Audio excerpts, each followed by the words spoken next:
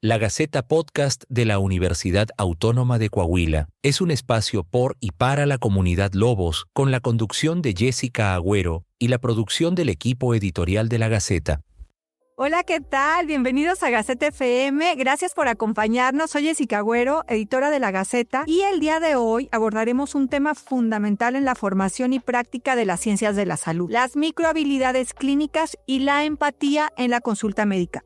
Pues en un contexto donde la tecnología médica avanza rápidamente, es indispensable no perder de vista el componente humano de la atención en salud. Las microhabilidades clínicas y la empatía no solo influyen en la calidad de la consulta, sino también en la adherencia al tratamiento, la satisfacción del paciente y los resultados en la salud. Para profundizar en este tema, hoy nos acompaña el doctor Guillermo III Bocanegra, médico cirujano y partero por la Universidad de Guadalajara, especialista en medicina familiar por el IMSS. Él cuenta con una maestría en salud ocupacional, es médico familiar certificado por el Consejo Mexicano de Certificación en Medicina Familiar. Actualmente es miembro de la mesa directiva de la Asociación de Médicos Familiares Coahuila Norte y se desempeña como docente en la Escuela de Medicina Unidad Norte de la UADC de las materias biología molecular y virología. Cuenta con publicaciones en diferentes revistas médicas nacionales e internacionales dentro del área de medicina familiar y de primer contacto. Bueno, pues bienvenido, doctor Guillermo III Bocanegra de Unidad Norte. Gracias por estar el día de hoy en La Gaceta FM. Buenos días, muchas gracias. Doctor, bueno, pues vamos a platicar un poquito acerca de tu artículo publicado en la reciente edición de La Gaceta titulado Microhabilidades clínicas y empatía en la consulta. Cuéntanos, doctor, ¿cómo surge tu inquietud para abordar este tema? Muy bien, yo tengo una formación en medicina familiar y dentro de la medicina familiar la clave es la consulta, y para tener una buena consulta necesitamos una buena relación médico-paciente. Es algo que siempre se nos menciona, que tienes que tener esta unión porque es fundamental, pero muchas veces no se nos dice cómo o de qué manera podemos lograrlo, y dentro de esto hay muchos estudios que nos hablan de estas microhabilidades clínicas, que son las que finalmente logran este sentido de que podamos conectar con el paciente. Cuéntanos, doctor, ¿qué es lo que entendemos por microhabilidades clínicas y por qué son tan importantes en la consulta médica? Sí, cuando estamos hablando de estas microhabilidades clínicas, nos estamos refiriendo a estos pequeños gestos que sostienen toda la consulta. Es cómo escuchamos, cómo miramos al paciente, cómo hacemos una pregunta, cómo explicamos un diagnóstico. Son acciones muy sencillas, pero muy poderosas. No dependen de la tecnología ni de ningún recurso, son simplemente de nuestra actitud, nuestra presencia frente a la persona que estamos teniendo ahí como paciente.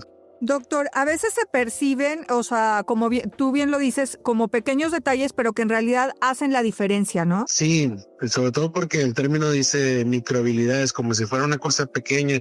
Incluso en inglés le dicen como soft skills, como una subhabilidad, pero son micro en la forma, pero realmente el impacto es muy grande. Un paciente se puede olvidar del nombre del medicamento, se puede olvidar el nombre del doctor, incluso de tu cara, pero muy difícilmente va a olvidar cómo lo hiciste sentir durante la consulta. Esa sensación de que se sintió escuchado, respetado y comprendido, pues es lo que va a construir esta confianza. Sí, exactamente, porque al final estas soft skills son importantes en todas las áreas, en todos los ámbitos, pero en el tema de la salud, que es algo tan delicado, algo tan sensible, el tener un médico que puede hacerte sentir, dentro de toda la inseguridad que existe dentro de un tratamiento médico, que te da seguridad, que te da confianza, marca completamente la diferencia entre sentirte comprendido o incomprendido o ignorado, ¿no? Y bueno, pues al final la empatía es el eje de la relación de médico-paciente. Vamos a hablar ahora de la empatía. ¿Cómo la definirías dentro del contexto clínico? Sí, bueno, empatía por sí sola entendemos que es ponernos en el lugar del otro. Hablar de una empatía clínica es uno como médico vas a tomar decisiones tomando en cuenta el entorno del paciente. Entonces no se trata nada más de ser amable o así, es realmente una capacidad de comprender lo que el paciente está viviendo, reconocer lo que está sintiendo y hacérselo saber de una manera clara y respetuosa. Esto va a servirnos bastante para definir un tratamiento que sí va a poder seguir un paciente. ¿Y esta habilidad, la empatía como tal, se puede aprender o es una habilidad innata? Sí, sí se puede aprender. Es algo que cuando lo platicamos muchos profesionales, sobre sobre todo de escuela más antigua, dicen pues es que esto es muy obvio, esto es algo que parece natural, pero hay que recordar que no todos tenemos una misma formación en casa, entonces es muy común, o incluso ahorita podríamos recordar a algún compañero que tal vez sea un poquito más egocéntrico, que sea un poquito más narcisista,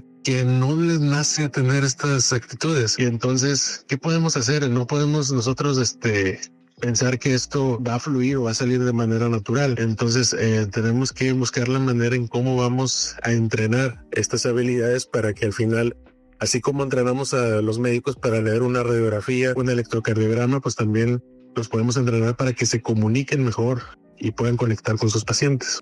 Doctor, ¿de qué manera influye la empatía en los resultados de la consulta? Bastante, incluso tenemos compañeros que son muy buenos, que son eminencias, y a veces no tienen mucha gente en sus consultorios, y esto tiene que ver con esto.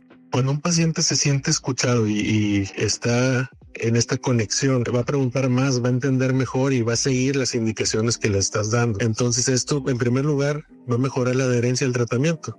Un paciente que está siguiendo las indicaciones va a estar mejor controlado, y no solo son beneficios en el paciente, sino en el mismo médico. Estamos en un contexto que vemos muchísimos pacientes al día en instituciones de salud. Es cansado, te puede dar burnout, te puede dar ansiedad, pero al estar viendo estos pacientes y aplicar estas herramientas y ver que están funcionando, ver que el paciente se está controlando, te hace sentir bien como médicos, te hace sentir que eres útil, que lo estás haciendo bien, y disminuyen estas tasas de burnout y de ansiedad. Entonces es un beneficio tanto para el paciente como para el médico. Doctor, y en el ámbito educativo, desde tu experiencia, ¿consideras que estas microhabilidades clínicas reciben la suficiente atención en la formación universitaria? Yo creo que todavía podemos hacer más. La formación médica ha avanzado mucho y lo vemos en médicos que egresaron a principios de este siglo, a los que están egresando actualmente. Su formación es excelente en la cuestión científica, en lo técnico. Cada vez incluso se vuelven más aptos para estar actualizados a nivel mundial, pero lo que damos por hecho, que es esta comunicación y la empatía, que siempre lo mencionamos, pero nunca lo abordamos. Pensamos que va a venir solo. Entonces, estas habilidades, si no se enseñan de esta manera intencional, lo que puede ocurrir es que se aprendan de forma irregular, ya sea por una imitación de los ejemplos, que no siempre van a ser muy buenos, o por ensayo y error, y no debería ser así. ¿Consideras tú que deberían integrarse de manera formal en los planes de estudio? Sí, sin duda. Así como tenemos materias de anatomía, farmacología, etcétera, debemos de tener los espacios para entrenar esta comunicación, hacer simulaciones, análisis de casos, retroalimentación estructurada.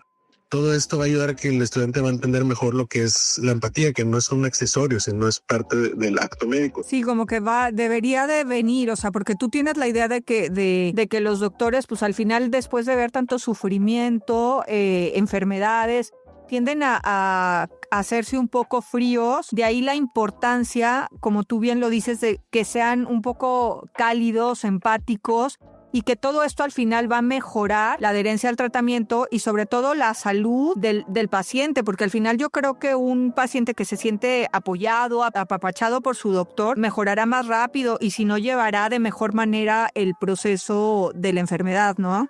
Sí, de acuerdo, totalmente de acuerdo. ¿Y qué papel juegan los docentes y tutores clínicos en este proceso? Es uno muy, muy importante. Hay que tomar en cuenta que los estudiantes no solo van a aprender lo que tú le dices. Basta con recordar la experiencia propia.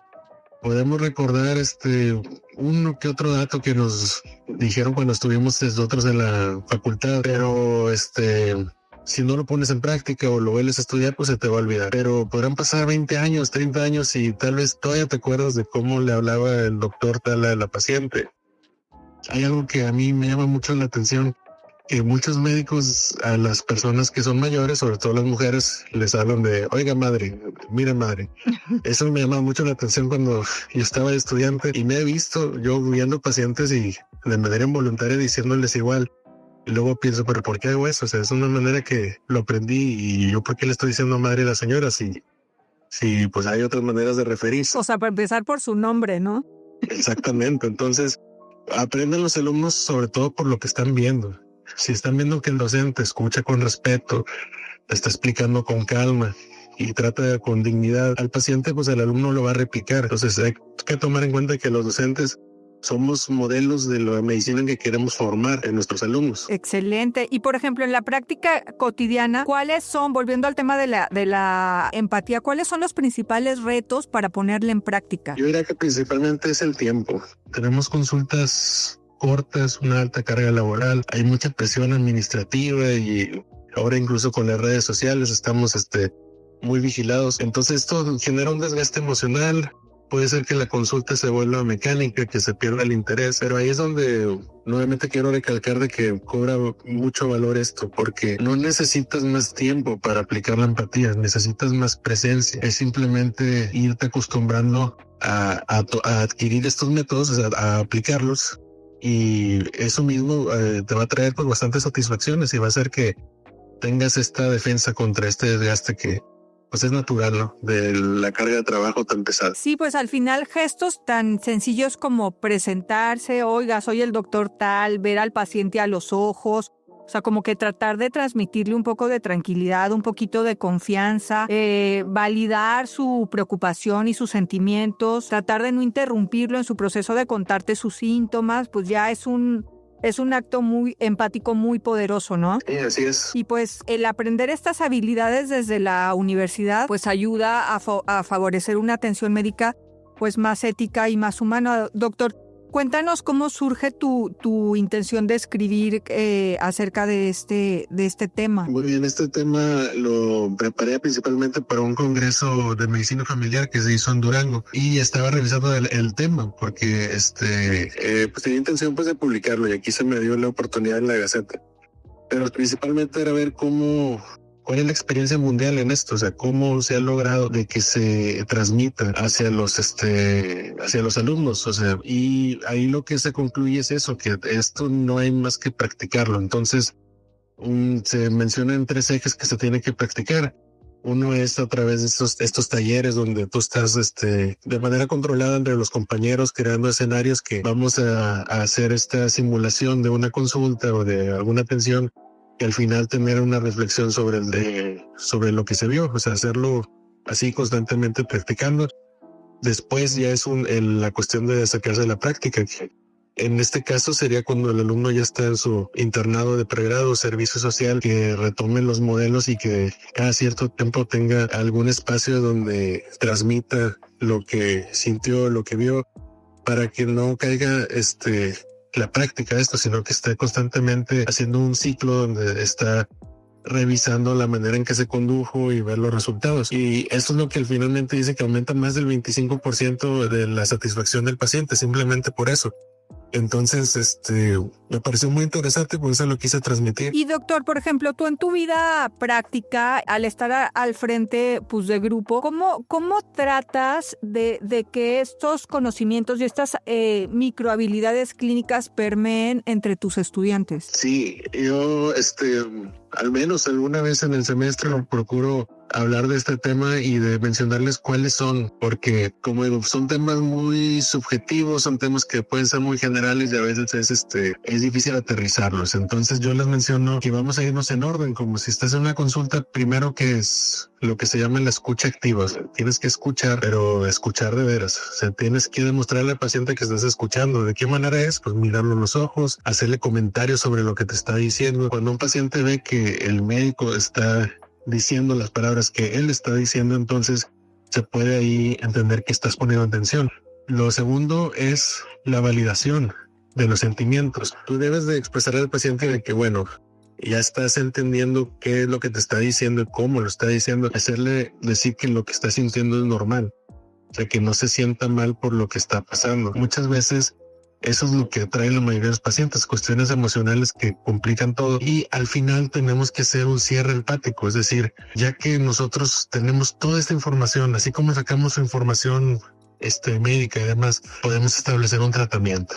Si nos llega un paciente mayor que no puede ver, que tiene una red familiar muy pobre, o sea, que va solo, y tú estás viendo que si es un diabético que se te está descontrolando, pues no le vas a indicar que se ponga insulina porque no se la va a poner. Entonces tienes que tomar en cuenta todo ese contexto para que busques la manera en que más lo puedes tú apoyar o ayudar. Y así como ejemplos, pues hay bastantes, pero siempre ha sido de que iremos así por pasos. Y esa sería como la manera en que yo busco aterrizarlos y al menos de una vez ver ese tema, porque sí se tiene que abordar como tal. Pues sobre todo qué importante lo que tú dices, conocer todo el contexto en el que está este paciente para partir de ahí, para poder apoyarlo. De ese contexto depende, por ejemplo, su tratamiento, que lo pueda seguir o que no lo pueda seguir. Y, por ejemplo, todos estos aspectos se ven en alguna parte del programa o tú como docente te enfocas en estas microhabilidades clínicas. Yo en las clases que imparto procuro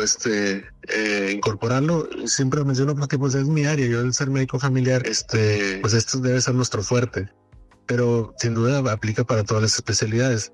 Específicamente en la Unidad Norte estamos aplicando cursos a los alumnos que van a entrar al internado desde un semestre antes. Esa es su primera experiencia real ya con pacientes. Entonces se les da unos cursos donde van a adquirir habilidades administrativas, o sea, tienen que empezar a saber cómo es una nota, o sea, legalmente, para que cuando lleguen ya sepan cómo hacerla, cómo llenar un certificado de nacimiento, no de defunción, algunas habilidades sobre los procedimientos que van a hacer. Y estamos metiendo estos temas también, hacer ejercicios de simulación de historias clínicas de cómo van a sacar la información a los pacientes, y manejamos 2-3 casos que resultan interesantes para evaluar desde la bioética y que ellos pongan en práctica eso. Uno así rapidito, el ejemplo es sobre un paciente que va todo descompensado, que alguien tiene enfermedad renal crónica, ya está con diálisis, y que simplemente dentro de la entrevista, si lo hizo adecuadamente, va a sacar la información de que los familiares pues no quieren que se le hagan maniobras de reanimación a este paciente si llega a necesitarlas, y la importancia de que haya llegado esa información y lo pueda comunicar pues una vez a sus superiores, que serán ya los médicos adscritos. Entonces mencionarles que el papel que juegan es importante, y aunque sean todavía estudiantes en formación, al momento de estar en contacto con un paciente deben de tener la seriedad que se necesita. Eso es lo que hemos estado incorporando, y creo que pues está funcionando. Ahorita el primer grupito que ya tomó este tipo de cursos están ya en el hospital, y los comentarios que hemos recibido por parte del personal de enseñanza del hospital pues son bastante buenos.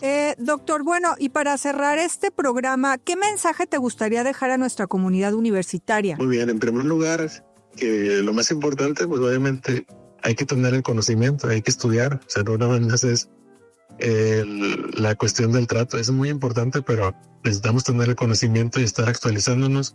Y que nunca olvidemos que detrás de cada expediente, de cada nota y de cada estudio que estamos revisando hay una persona que tiene miedos, tiene dudas, tiene expectativas. Ay, sí, qué importante, doctor, y que realmente el doctor en esos momentos tan críticos es como una luz en el camino de los pacientes, el confiar y el sentir que tu doctor siempre va a estar viendo por tu bienestar, que te va a dar el mejor tratamiento, que de él vas a recibir pues honestidad, sinceridad, empatía. Sí, es que realmente nuestros alumnos pues son bastante jóvenes y tal vez no tienen esa experiencia de vida, y es mucha responsabilidad que les cargamos, pero por eso mismo tenemos que estar los que ya estamos un poquito más adelante, hacerles ver lo importante que es esta labor en la que se están enfrentando. Ay, doctor, pues muchísimas gracias, doctor Guillermo III Bocanegra de Unidad Norte, que es un gusto que nos acompañen invitados de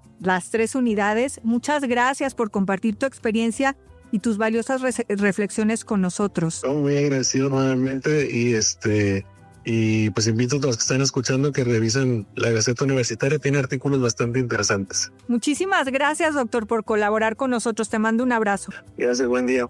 Muchísimas gracias, comunidad universitaria, por escuchar la Gaceta FM, y pues te invitamos, como lo dijo el doctor Guillermo III Bocanegra, a consultar este interesante artículo y todos los demás artículos que vienen incluidos en la edición de la Gaceta. Te invitamos también a seguir y compartir nuestras publicaciones en redes sociales, a darnos like y compartir en Facebook como Gaceta UADEC, en X como @GacetaUADC, en Instagram como Gaceta-UADC y en TikTok como Gaceta.UADEC. Ya tenemos podcast, escucha, comparte y suscríbete a la Gaceta UADC Podcast. Dale clic en la campanita para más novedades, y cada semana tenemos un episodio nuevo, no te lo pierdas. Seguimos invitándote también a colaborar con nosotros en La Gaceta, dos cuartillas, letra Arial 12, 2 fotos o imágenes con buena resolución a gacetaguadec@guadec.edu.mx. Yo soy Jessica Agüero, editora de La Gaceta, y nos escuchamos la próxima semana por Radio Universidad. Que pases un excelente día. Has escuchado La Gaceta Podcast de la Universidad Autónoma de Coahuila, un espacio para compartir conocimiento y experiencias de nuestra comunidad universitaria. Nos escuchamos en el próximo episodio.